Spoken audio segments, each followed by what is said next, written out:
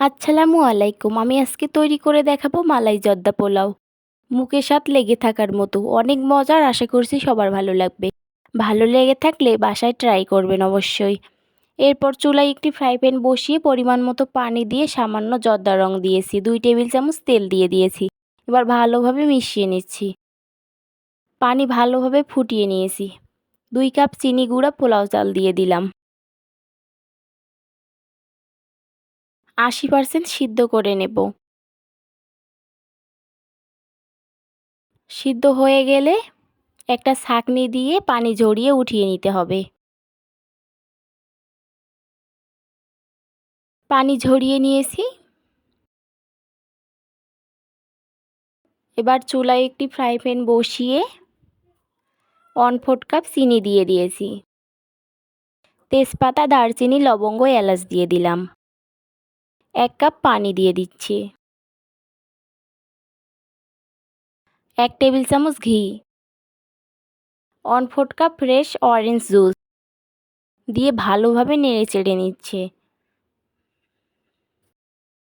এরপর দিয়ে দিব পোলাওগুলো। সিদ্ধ করে রাখা পোলাওগুলো দিয়ে দিলাম। ভালোভাবে নেড়েচেড়ে নিয়েছি।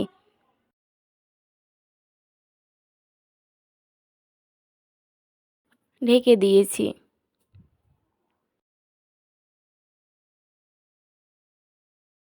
আমার রেসিপিটি ভালো লেগে থাকলে অবশ্যই বাসায় ট্রাই করবেন। কাজু বাদাম, কাঠবাদাম দিয়ে দিচ্ছি। পেস্তা বাদাম মোরব্বা। আবারও ভালোভাবে নেড়েচেড়ে নেব।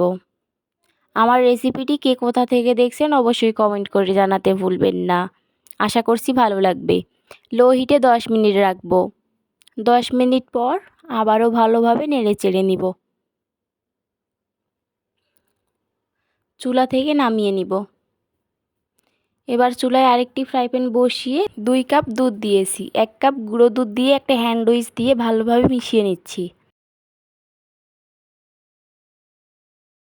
1/4 কাপ কাস্টার্ড পাউডার দিয়ে দিচ্ছি। আবারও হ্যান্ড উইচ দিয়ে মিশিয়ে নিচ্ছি। মেশানো হয়ে গেলে 1 কাপ কনডেন্স মিল্ক দিয়ে দিলাম। দিয়ে আবারও ভালোভাবে নেড়েচেড়ে নিচ্ছি।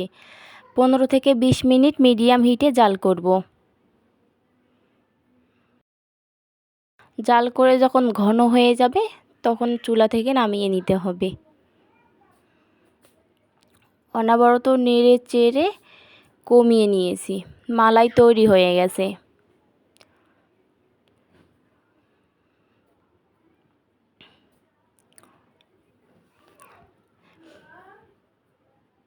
ভালোভাবে নেড়ে চেড়ে নিচ্ছি। একটি বাটিতে তুলে নিচ্ছি। মালাইগুলো উপরে দিয়ে দিচ্ছি।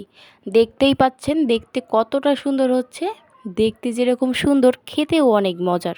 আশা করছি সবার ভালো লাগবে। ভালো লেগে থাকলে বাসায় ট্রাই করবেন।